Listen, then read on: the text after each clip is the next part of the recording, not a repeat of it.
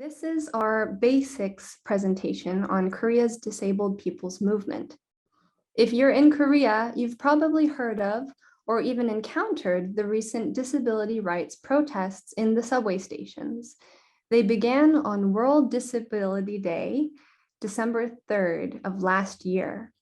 Many people don't know why these protests are taking place. Some people are even angry, asking, why would these protesters want to disrupt commuters going to and from work?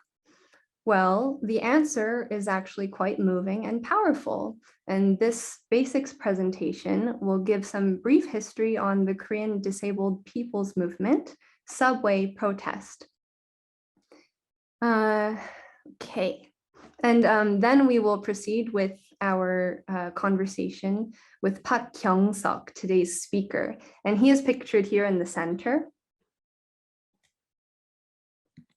So firstly, Korean subway protests are not a new occurrence.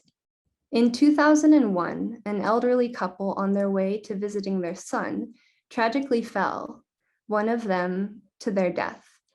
That's because this wheelchair you see here, the lift, it suddenly malfunctioned while they were on it. 2 weeks later, protesters gathered, laying themselves onto the subway tracks. They chained their wheelchairs to the rails, and after lining up, they chained themselves to metal ladders around their neck. They chanted, "We won't stand for another death. Guarantee our right to mobility." Because they put their bodies on the line in this very vulnerable yet powerful way, their occupation of the subway cars and also buses too, gave the mayor at the time no choice but to respond. Those protests ended up winning installation of elevators in 90% of Seoul's subway stations. Compare that to the only 30% of New York City subway stations with elevators. 90% versus 30%. This is a win on an international scale. Our co-organizer, Solidarity Against Disability Discrimination, made demands for a bill that entered the National Assembly last year. On the recent, not so recent anymore, but on the past New Year's Eve, lawmakers passed the bill. However, they removed some crucial demands. While city buses would be mandated to have wheelchair access, intercity buses would not. And in Korea, where most people don't own cars and intercity travel is very common, access to intercity buses is extremely important. Also, the call taxi program for people with disabilities and pregnant women would not be expanded upon. So the bill was not amended in the way that we wanted it to be. Okay. Furthermore, there have been other tragic incidents in subway stations, many of them caught on CCTV. This is a subway map marking where these incidents have occurred. This leads us to the recent subway protests. In the spirit of the 2001 protests, however, things are a little different now here. We have an incoming conservative president and his party chair, Lee Jun-suk, has decided to wage an online war against the subway protesters. So the future is uncertain, and Korea's disabled people's movement needs support. Transportation is at the heart of our daily lives. In the words of today's speaker, Park Kyung-suk, the right to mobility is connected to one's right to education, healthcare, and labor. Beyond mobility, here are some statistics that highlight the severity of the inequity. 79% of Korean bus routes are not wheelchair accessible. People with disabilities are 4.5 times more likely not to attend high school than the total population. People with disabilities don't often receive minimum wage, and their employment rate is 34.6%. Nearly half the people with disabilities who are institutionalized are forced to live there against their will. And now to highlight the hypocrisy of this situation, let's compare these realities with the UN Convention on the Rights of Persons with Disabilities, which South Korea has signed onto. It calls upon the state parties to ensure equal rights to transportation, to education, to work, and to autonomy. Let's examine further hypocrisy. South Korea's constitution claims that all shall be equal before the law. Meanwhile, discrimination against minorities, queer people, and people with disabilities does exist. Furthermore, Korea has the 10th largest GDP among OECD nations, yet it spends the least on welfare. Lastly, the UN Convention article protects and justifies peaceful assemblies, even if they're deliberately disruptive, such as the subway protests in Korea. It says prohibition of public disorder should not be used unduly to restrict peaceful assemblies. Yet that is exactly what is happening in Korea. The Conservative Party chair's online war against the protesters has emboldened right-wing activists and hate mongers.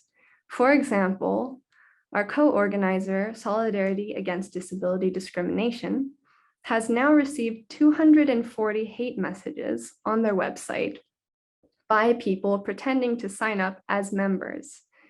These are horrific comments, so trigger warning. Please mute your speaker for the following 10 seconds if you need.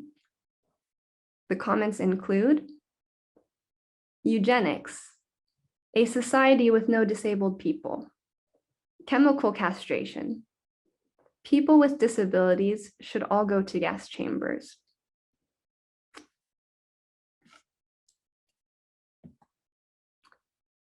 Furthermore, there's the Seoul Metro is currently being criticized for a recent media leak. They used media manipulation to paint a bad picture of the protesters. In a recent leaked document from the Seoul Metro, despite being set to receive $54 million in government subsidies this year, they are feigning financial stress and trying to garner sympathy. So after all that negativity, I will not fail to mention that positive comments have also been made by politicians, including the Conservative Party representative, Kim Ye-jin, who is the country's first visually impaired lawmaker. So we keep in mind both the severity of the situation and the solidarity and strength that the movement is building. So thank you for being with us today. Here at the International Strategy Center, we are activists, organizers, politicians, translators, students, and professors. Every month we put on a forum, not just to learn about current issues around the world, but also to connect and build power through international solidarity and exchange. When not running these forums, we research policy, translate, do study groups, and participate in direct actions. Together in solidarity, we struggle for a future that places people over profits, that grants self-determination to oppressed groups, and that encourages thriving participatory democracy. 박경석 전국 장애인 차별 철폐 연대 공동 대표 님이랑 인터뷰를 진행할 것이고요. 전국 장애인 차별 철폐 연대는 한국의 제일 큰 장애인 운동입니다.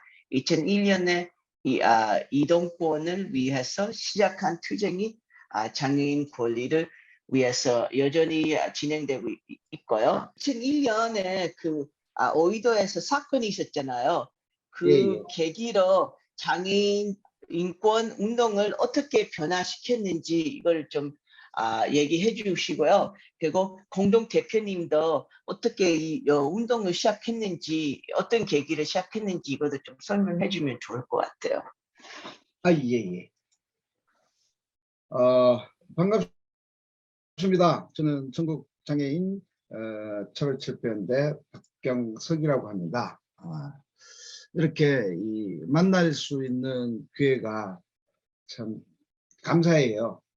일단은 한국에서만 있다 보니까 매우 외로웠는데 이렇게 세계적으로 많은 사람이 관심 가진다는 게 너무 힘이 납니다. 힘이 나고 외롭지 않다라는 이 느낌들이 오늘 아침에 확 다가와서 월요일 날부터는 더 열심히 싸워야 되겠다. 더 요새 저희가 이 출근길에 지하철과 그리고 또 도로를 막고 있거든요. 그래서 출근길에 뭐 오후 시간이나 이런 데 막으면 조금 덜 민감한데 출근길에 막으니까 모든 욕설과 모든 혐오 발언이 마구마구 쏟아져요. 그래서 그 상황에서 여러분들을 만나니까 많이 힘이 됩니다. 네, 너무 감사합니다. 그리고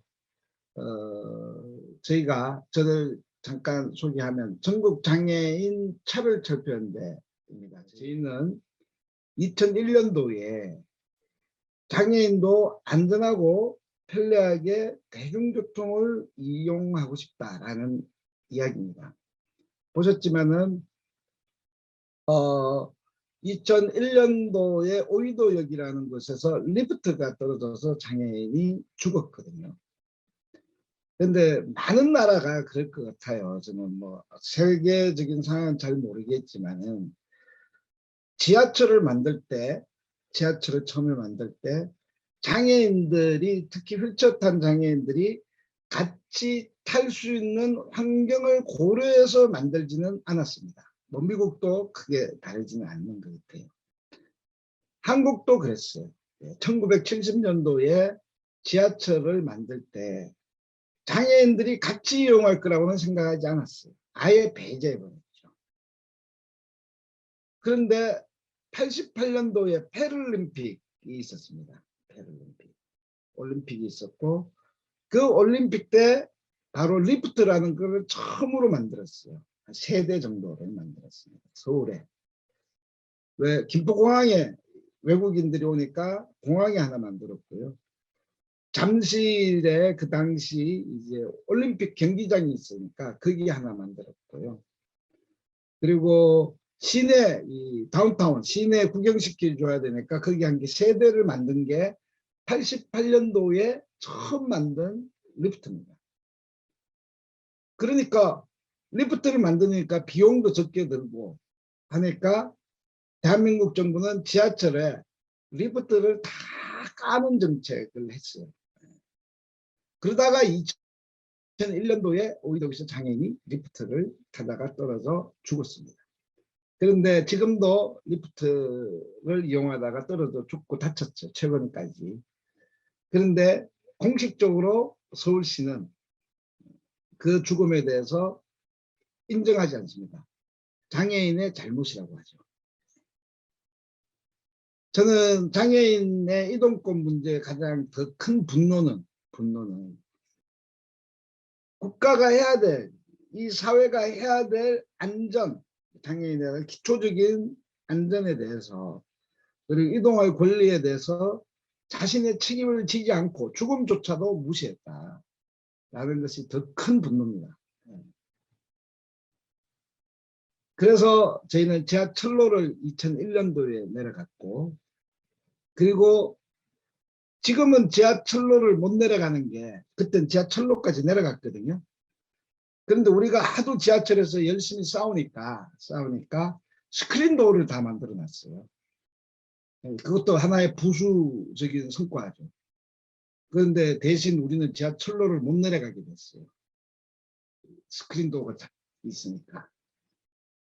그렇지만은 저희는 지하철을 계속 연착시키면서 지하철에서 내려 기면서 그리고 연착시키면서 출근길에 2001년도고 지금 22년도니까 21년 외쳤다.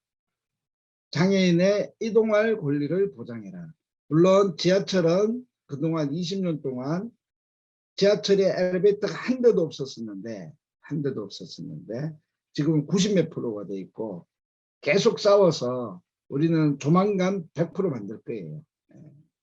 당연히 했었어야 되는 것이고 그것을 올해까지 다 하기로 약속을 받았었는데 그냥 거짓말 약속을 지키지 않아서 더 이제 문제제기하고 있고요.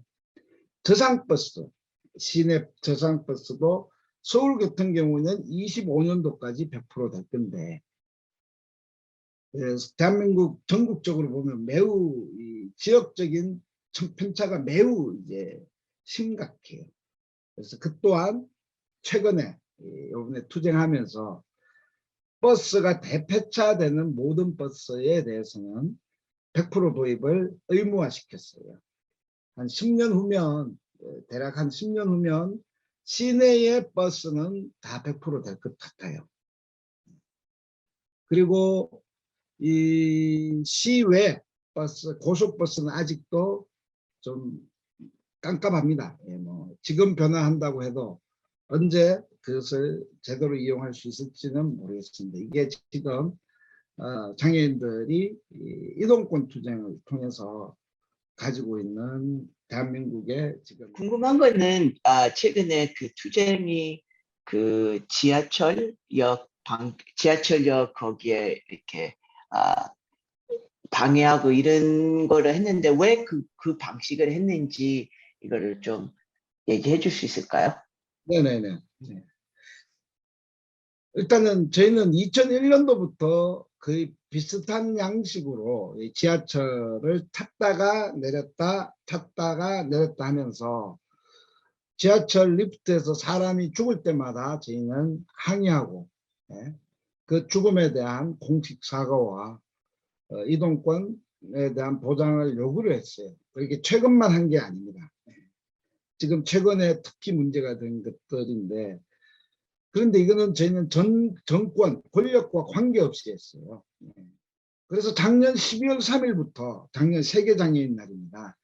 장애인들, 전국의 장애인들이 한 몇백 명이 모여서 1박 2일 국회에서 농성을 하고 그래서 지하철을 타고 거기서 기획재정부 장관 집이 그 지하철로 갈 수 있거든요. 그래서 오전에 일찍 오전 7시에 한 몇백 명의 장애인이 지하철을 탔어요. 그 출근 시간입니다. 그랬더니 난리가 나버렸어요.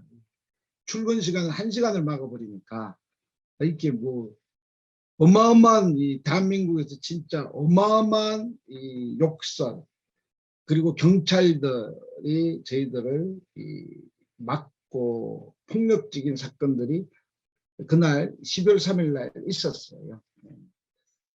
장애인이 죽어도 이 장애인이 비장애인과 함께 대중교통을 이용하는데 차를 받는 데서는 뒤집히지는 않는데 자기들이 출근길에 출근하는 것을 방해하니까 발칵 뒤집히더라. 그래서 큰 용기를 가지고 발칵 뒤집자 해가지고 매일매일 저희는 출근길에 지하철을 탔습니다. 두 번째 질문을 하겠습니다. Question number 2. 20년이 넘는 장애인권 운동으로 바뀐 것과 바뀌지 않은 것은 무엇이 있는지 알려주세요. 네. 그러니까 네네. 그동안 투쟁을 치열하게 했고 거기에서 많은 변화도 있었는데 근데 여전히 변하지 않았던 거 있었잖아요. 그거에 대해서 좀 두 가지를 좀 설명해 주면 좋을 것 같아요. 저는 20년 동안 장애인들의 투쟁, 특히 아주 현장에서 치열한 투쟁들 때문에 한국 제도, 장애인 제도에 큰 변화가 있었다고 생각합니다. 장애인의 20년의 투쟁은 보시면 주로 그 투쟁의 주체는 중증장애인입니다. 중증장애인. 장애 정도가 매우 심한 장애인들이 중심이 돼서 2020년을 싸웠고요. 그 전에 2000년도 전에도 장애인들이 싸웠습니다. 그때는 좀 경한 장애인, 경증 장애인, 주로 이제 소아마비 장애인 등 해서 좀 경증 장애인이 싸웠어요. 그래서 좀 변화가 있었죠. 그런데 20년 전에 경증 장애인들이 싸웠던 목표는 지금의 경쟁이라는 자본주의 시장, 불평등, 차별을 인정하는 사회 속에서 그 사회 속에 편입되려고 하는 전략이었다라고 저는 생각합니다. 그래서 시장 내에서, 자본주의 시장 내에서 장애 고용의 할당제, 대략 300인 이상의 기업에 2% 정도의 할당을 얻어서, 그래서 거기에 2% 내에서 장애인들이 또 경쟁해서 들어가는 이런 목표를 가지고 싸웠다면, 그러면 이런 거죠. 그때는 장애인들이 2% 내에서 또 장애인끼리 경쟁을 하게 됐습니다.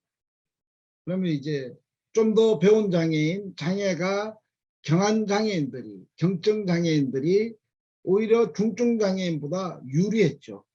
그래서 조금 편입됐다면 2000년도부터는 중증 장애인들이 직접 자신들의 몸과 목소리를 냈습니다. 그래서 저는 성과가 있다면 세상의 기준을 바꿨다라고 생각해요. 20년의 성과는 자본주의, 불평등, 차별로 강고하게 만들어진 이 세상에 대해서 그 기준을 조금씩 바꾸었다라고 저는 평가합니다.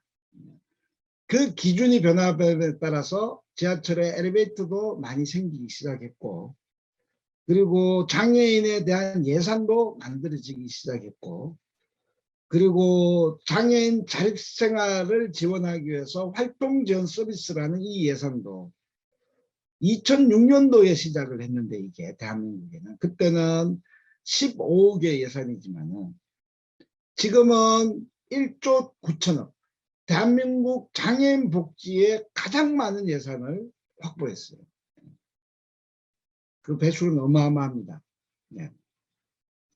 그렇듯이 20년 동안의 장애인 운동의 성과는 어떤 양으로 평가하기보다 저는 더 가치 있는 것은 중증장애인들의 삶이 지역사회에 가능하도록 하는 그 기준을 바꾸는 성과였다라고 생각을 해요.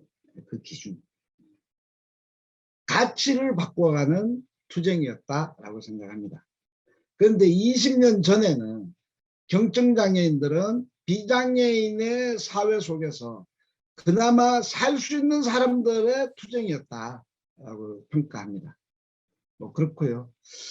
그리고 그러면 지금 부족한 거는 뭐냐라고 하면, 그렇게 열심히 했음에도 불구하고 저는 비장애인 중심의 사회, 특히 경쟁과 능력을 정당시하고 최고의 선으로 생각하는 이 자본주의에 가지고 있는 가치, 불평등과 차별을 하면서도 이 차별하지 않는다고 사기치고 있는 이 정권, 권력들의 기준에 본다면 장애인들의 삶의 기준은 마이너스 100의 상태에서 아직도 마이너스 한 50, 마이너스 한 60, 아니면 40, 뭐 이 정도에서 있다라고 생각합니다. 지금 이렇게 열심히 싸웠음에도 불구하고 0이라는 수준에서 따진다면, 그러면 0의 수준도 아직 올라오지 않았다. 그것은 차별과 배제, 장애인, 특히 중증 장애인을 배제하려고 하는 이런 정책들이 그대로 유지되고 있기 때문입니다. 그러면 영의 수준 위는 뭐냐라고 하면 이제 그때부터 이 비장애인 중심의 이 경쟁 차원에서 0에서 누가 뭐 100이 올라가냐, 200이 올라가냐, 예? 300이 올라가냐, 뭐 이런 경쟁적 체계 내에서의 수준이라면 장애인은 0의 수준도 올라가지 못한 상황에서 아직도 장애인도 인간이다. 장애인도 시민이다. 뭐 이런 구호가 있는 거예요. 역으로 한번 제가 이런 질문을 해볼게요, 여러분. 여성도 인간입니까? 인간이죠. 그런데 지금 여성도 인간이라는 구호는 하지 않아요. 그렇죠? 그런데 한 100년 전에 남자들만 투표권을 가졌을 때 여성도 시민이다 라고 싸웠지 않습니까? 그렇죠? 맞잖아요. 인종차별이 있을 때, 지금도 인종차별이 많죠. 흑인도 뭐 예를 들어서 인간이다라고 싸웠지 않습니까? 난민 문제를 또 생각해 보세요. 난민도 인간이라고 지금 외치고 있지 않습니까? 그죠? 기본적인 삶은 인정해야 되는 것이 국제적인 사회의 기준이고 우리가 실천해야 될 과제죠. 목표죠. 그렇게 따지면 아직도 장애인도 인간이다 라고 싸우고 있는 현실이 있다라는 겁니다. 그래서 2000년도에 20년간의 장애인 운동은 양쪽으로는 현실적으로는 많이 변화된 것은 맞습니다. 그런데 변화를 그렇게 측정할 수는 없다, 저는.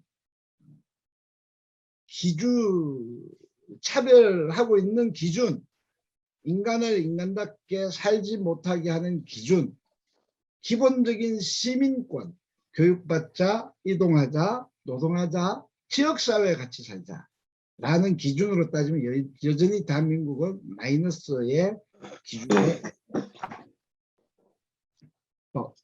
좀 답변이 됐습니까? 네네네. 답변 도움이 됐습니다. 그러니까 차별은 좀 작아지긴 했는데 근데 평등하지는 않다. 그래 평등한 사회를 위해서는 계속 싸움해야 된다. 이런 거죠. 일단 이제 질문 3B로 갈게요. 왜냐하면 다른 것들을 답을 한 것 같아서. So now I'm just going to go to question 3B since a lot of the other questions have been answered. 장애인 탈시설 관련 내용을 자세히 소개해 주십시오. 한국의 장애인 시설과 해외 시설을 비교하면 어떤 차이가 있는지요? 그리고 대안으로 무엇을 요구하고 있습니까? 네. 일단은 한국 사회에서 탈시설을 이야기하면 일반 국민들은 너무나 잘 몰라요. 일단은 너무너무 모르고 모르는 것은 무관심하기도 하고요. 그리고 지금의 국가가 대한민국이라는 정부가 시설이라는 것, 집단적인 시설입니다. 많게는 300명, 400명을 한꺼번에 모아서 살게 만드는 이런 더 큰 데는 몇천 명이 같이 장애인들 모아서 시설이라는 곳, 집단적으로 살게 만드는 정책을 보호한다라는 이름으로 정당화 시켜왔던 역사가 있습니다. 이거는 각 나라도 저는 크게 다르지 않다. 특히 장애인에 대해서는 그런 역사들이 강고하게 있는 것이 세계의 상황입니다. 최근에 유엔 장애인 권리 협약에 따라서 유엔 장애인 권리위원회에서 스위스가 그것을 심의를 받았어요. 그래서 유엔 장애인 권리위원회에서 각 국가의 장애인 인권의 현실에 대한 보고를 하면 유엔 장애인 권리위원회에서 심의를 해서 권고를 하게 되는 이런 장애인 권리 협약이 있습니다. 올해 3월 25일에 스위스가 그룹홈, 장애인들의 대규모 시설이 아니라 집과 같은 그룹홈으로 해서 국가의 장애인들을 지원하겠다라는 계획을 냈는데 유엔 장애인 권리위원회에서는 그것도 시설이니 다 철폐하고 폐지하고 개인이 살 수 있는 집과 서비스를 제공하도록 권고했습니다. 뭐 그런 것들을 보면 세계적인 상황에서는 그러는 지금은 한국은 그런 권고, 그런 공고에 따라서 계획을 실천하고 있느냐? 그러면 너무 멀었습니다. 아직도 100인 이상의 시설들이 많이 있습니다. 코로나 2년 동안요. 코로나 2년 동안 그 100인 이상의 거주시설에서 50% 가까이가 확진자가 났습니다. 집단적으로 모아놨습니다. 그들은 2년 동안 밖으로 나오지도 못하겠어요. 마스크를 쓰고도 못 나왔어요.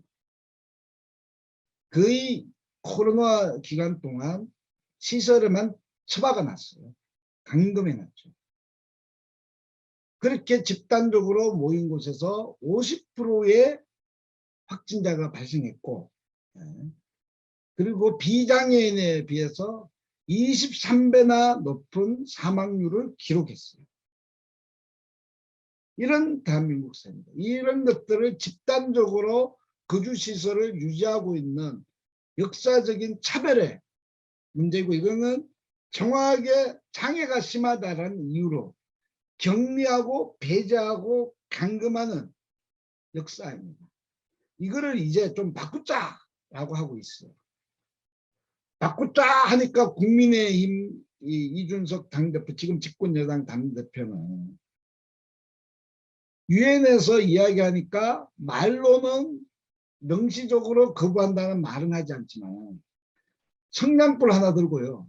성냥불 하나 들고 지금 탈시설이라는 집을 지역사회에서 지으려고 하는데 거기다 대고 불 지르고 있어요. 화재를 낸다라는, 불을 새까맣게 지르고 있습니다. 그런 위험한 불장난을 대한민국에서는 집권 여당의 당대표가 하고 있는 것이고, 거기에 혐오 세력과 분리하려고 하는 사람들과 감금하려고 하는 사람들과, 그리고 지금까지 거주시설의 운영을 통해서 그 기득권을 가졌던 운영자들이 그 부모들을 사주해서 배후해서 지금 아주 심하게 저희들을 공격하고 있는 겁니다. 탈시설이라는 이런. 그래서 저희는 어느 위치에 있느냐, 국민들이 이런 문제에 대해서 일단은 모르고 무관심하고, 그리고 장애가 심하다는 이유로 그냥 불쌍하게 봐주는 이런 시혜와 동정 속에서 시설에도 살게 해주는 것이 그것이 얼마나 좋으냐라는 이런 방식으로 저희를 고립시키고 있는 것이 현실이고요. 단지 우리가 이렇게 계속 싸우는 것은 유엔 장애인 권리 협약에서 제시한 장애인들의 이 지역사회에서 함께 살아갈 수 있는 권리를 구체적으로 제시했기 때문에, 그래서 탈시설을 지금 외치고 있어요. 매우 외롭게 외치고 있는데요. 이제 겨우 대한민국 땅에 상륙하려고 하고 있어요. 탈시설이라는 얘기가. 그런데 여러분들 상륙 작전 잘못했다가는요, 몰살당하잖아요. 그죠? 육지에 있었던 사람들. 그래서 잘못하면 몰살당하지 않을까라는 그런 위기의식도 가지고 있기 때문에 더 열심히 싸우려고 하고 있습니다. 감사합니다. 이제 네 번째 질문을 가겠습니다. 대표님께서 투쟁으로 쟁취하려는 사회의 비전은 어떤 것입니까? So question number 5. 네네. 유엔에서 지속 가능한 세상에 대한 목표를 제시한 게 있습니다. 지속 가능한 세상. 세계가 지속 가능하려면 누구도 배제되지 않는 목표를 가져야 된다라고 이야기한 게 있어요. Leave no one behind라는 이런 목표가 있습니다. 저는 한국에서의 장애 운동하는 동지들, 그리고 한국에서 장애인 차별철폐 운동을 하는, 그리고 관심 가지는 모든 사람들이 누구도 배제되지 않는 세상의 건설을 목표로 했으면 좋겠다. 저도 그런 마음을 가지고 있다. 그래야지만이 지속 가능한 세상이 될 것이 아니냐라는 겁니다.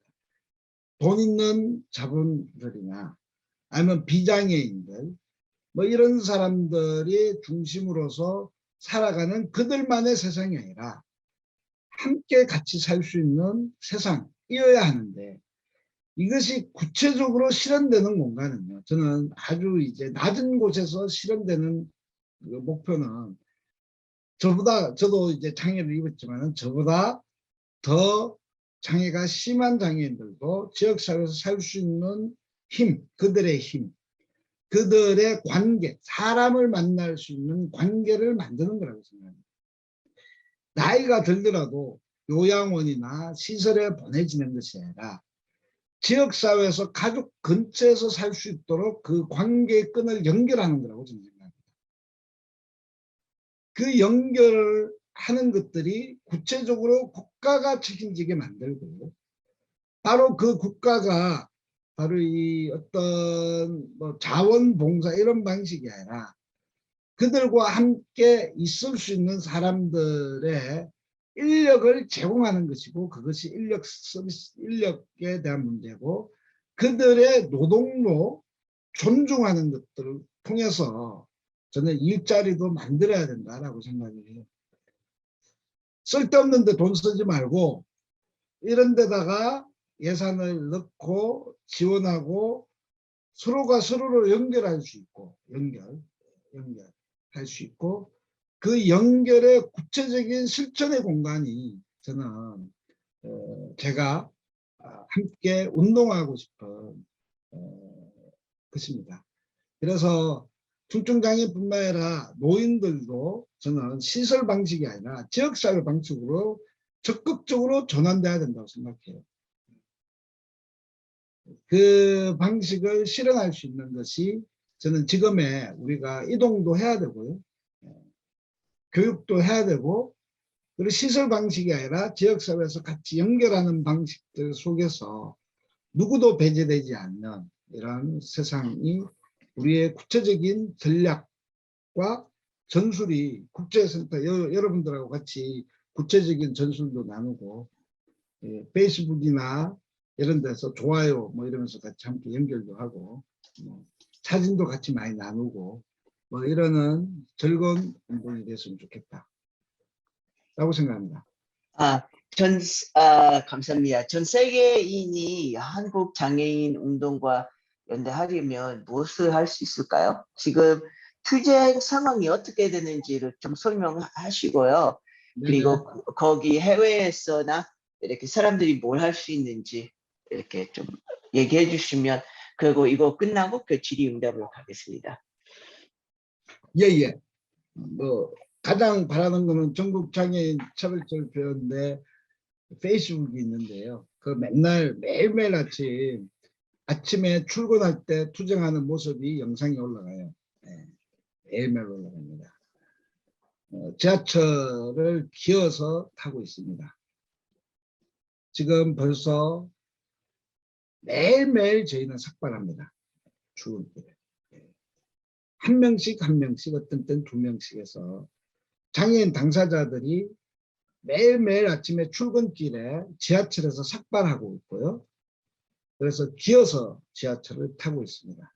그 영상이 매일매일 올라가는데요.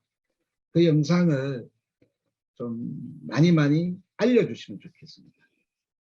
DSA 계시는데요. 여기 바이든 대통령에게도 좀 링크를 좀 시켜서 보시라고. 지금 바이든 대통령은 한국에 있군요.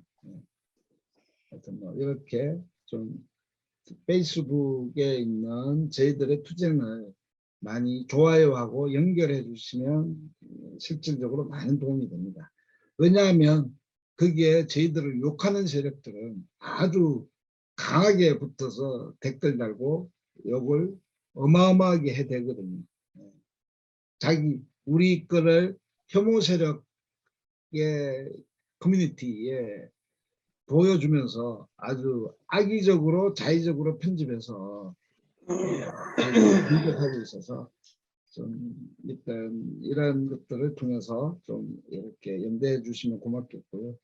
지금은 한국적 상황은 원래 지금 5월 달 내로 내년도에 예산이 결정이 됩니다.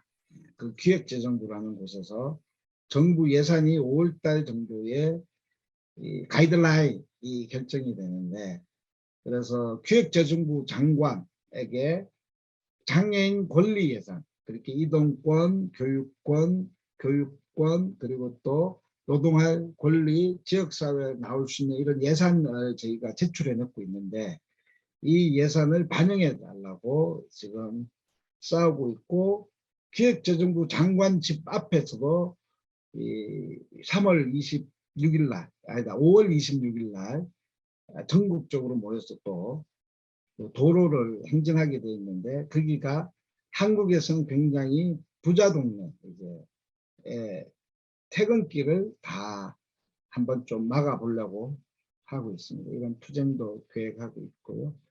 그래서 좀 더 집중적으로 좀 더 열심히 욕 먹으려고 하는데, 한쪽에서 욕이 많이 높아지면 국제적으로는 좋아요, 스포트 뭐 이런 거 적극적으로 지지를 한마디라도 해주면 저희는 여러분들이 주신 메시지를 가지고 우리는 외롭지 않다.